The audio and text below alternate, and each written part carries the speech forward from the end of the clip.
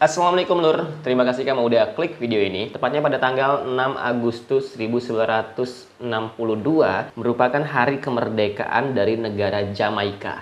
Negara Jamaika ini sendiri merupakan sebuah negara yang berada di kawasan Laut Karibia. Kata Jamaika sendiri berasal dari bahasa Arawak, yakni Keimaka. Koreksi kalau pengucapan aku agak salah ya. Yang mempunyai arti pulau hutan dan air. Masuk sebagai bagian dari wilayah Amerika Utara, ada dua kota besar yang ada di Jamaika ini, yakni kota Kingston sebagai ibu kota negaranya dan juga kota Montego Bay. Negara yang memiliki luas 10.991 km persegi ini mulanya dikuasai oleh Spanyol sejak tahun 1949 seiring dengan pada saat itu ekspedisi dari Christopher Columbus. Di bawah kekuasaan Spanyol, nggak terhitung lagi berapa banyak jumlah suku asli di Jamaika yang dijadikan budak dan juga ditindas. Kemudian kekuasaan berpindah ke Inggris yang pada saat itu dinamai Britania Raya pada tahun 1655.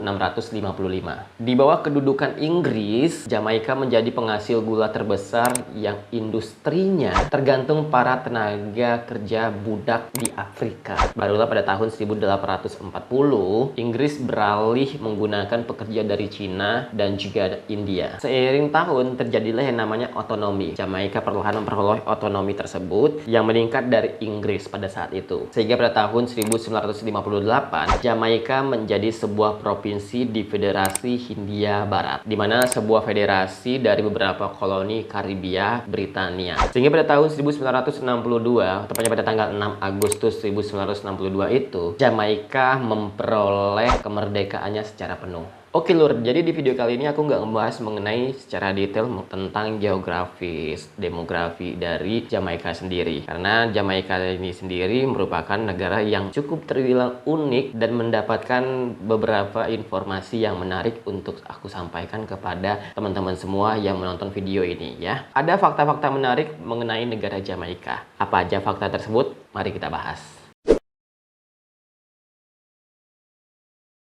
Warisan musik Jamaika adalah mento, yaitu bentuk musik yang berakar dari Afrika. Kemudian ada ska, yaitu bentuk musik dengan gendang blues yang lembut. Musik yang terkenal di Jamaika sendiri adalah reggae, yang khas dengan ikonnya yakni Bob Marley. Namun ada juga beberapa musik lainnya, diantaranya dancehall, raga, pop, dan juga rocksteady. Jadi Lur, cerita musik reggae ini sendiri berakar dari konfrontasi dan kerja keras, berbasis pada kebebasan dan juga pantang menyerah yang menggambarkan kultur dari Jamaika. Jadi ada kalanya para politisi di Jamaika ini menggunakan reggae, musik reggae untuk menyampaikan aspirasi mereka, untuk menyampaikan kampanye mereka. Dan reggae membuat orang-orang berguyup secara spontan dan juga sukarela. Jadi kalau dirunut secara panjang nih Lur, mengenai musik reggae ini secara histori yang dulunya para budak-budak dari Afrika tuh didatangkan oleh koloni Inggris yang pada saat itu Britania Raya, dipekerjakan di Jamaika. Sementara penduduk asli dari Jamaika sendiri tidak dipergunakan untuk mengeksplor sumber daya alamnya.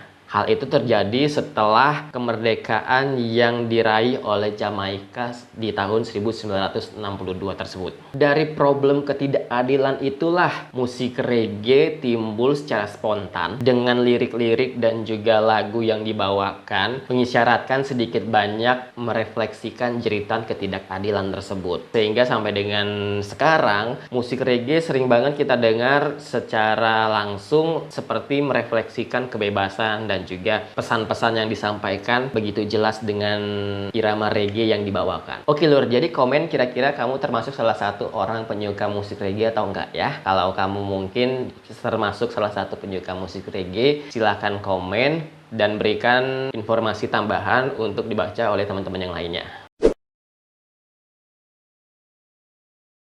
Fakta yang belum banyak diketahui oleh masyarakat pada umumnya yaitu kopi terbaik di dunia salah satunya adalah kopi Blue Mountain Jamaika. Kopi nikmat yang ditanam di Blue Mountain di District of Jamaica tersebut merupakan jenis kopi olahan basah dengan rasa yang agak manis, halus, dan juga ringan rasanya. Jadi kopi yang nikmat tersebut ditanam di Blue Mountain, Jamaika, di pegunungan biru itu, memiliki karakteristik, ciri khas, dan juga rasa yang nikmat. Meskipun cukup banyak yang membudidayakan jenis kopi ini, ternyata ciri khas dari Blue Mountain Jamaika sendiri yang paling nikmat yang bersumber dari negara Jamaika itu. Cuman yang menjadi kualitas unggulan dan merajai ya memang asalnya dari Blue Mountain Jamaika. Jadi lur, jangan mengaku jika kamu pecinta kopi jika belum mencoba kopi Jamaika ini. Dan harganya terbilang cukup mahal, yaitu per kilonya dijual seharga 30 US dollar.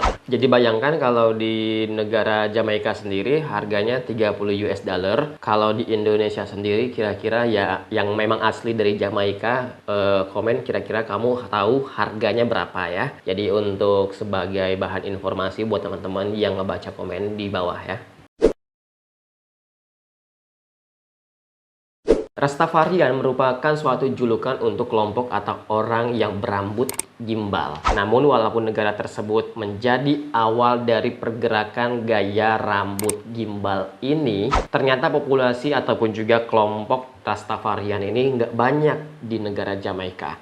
Hanya ada 1,1% jumlah kelompok ini. Rastafarian atau lebih kita kenal adalah dengan identik rambut gimbalnya itu. Banyak dari kaum gimbal tersebut tidak setuju dan bahkan menolak dijuluki sebagai Rastafarian. Meski cap tersebut diasosiasikan sebagai salah satu agama yang mereka anut, para kaum reggae ini lebih nyaman dan lebih menyukai bahwa aliran yang mereka imani tersebut sebagai ajaran dari filsafat. Bagi penganut agama Rastafarian ini, tubuh merupakan elemen yang sangat penting, yang harus dirawat dan disucikan sebagaimana layaknya sebuah tempat ibadah lur. Untuk itu mereka berkomitmen untuk tidak mentato diri mereka dan memanjangkan rambut sebagai bentuk kepatuhan terhadap filsafat yang mereka anut ini.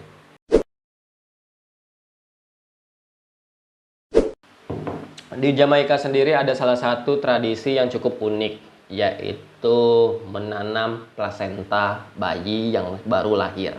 Sebetulnya tradisi ini juga hampir sama di Indonesia ya. Namun ada hal uniknya di mana pada saat seorang bayi lahir, plasenta beserta tali pusatnya itu dikubur di dalam tanah. Setelah menguburkan plasenta itu, biasanya kerabat ataupun juga anggota keluarga, bahkan mungkin orang-orang terdekat dari bayi yang baru lahir itu menanam sebuah jenis tanaman keras di samping ataupun di beberapa bagian dari plasenta yang dikubur itu. Jadi hal ini dilakukan bukan hanya sekedar menanam tanaman itu aja, tapi juga disaksikan oleh beberapa kerabatnya sebagai bahan informasi untuk orang-orang di sekitarnya agar tanaman tersebut menjadi filosofi bahwasannya sebagai hadiah bagi bayi tersebut. Dan pohon yang dinamakan pohon bayi itu bisa tumbuh seiring pertumbuhan dari bayi yang baru lahir ini.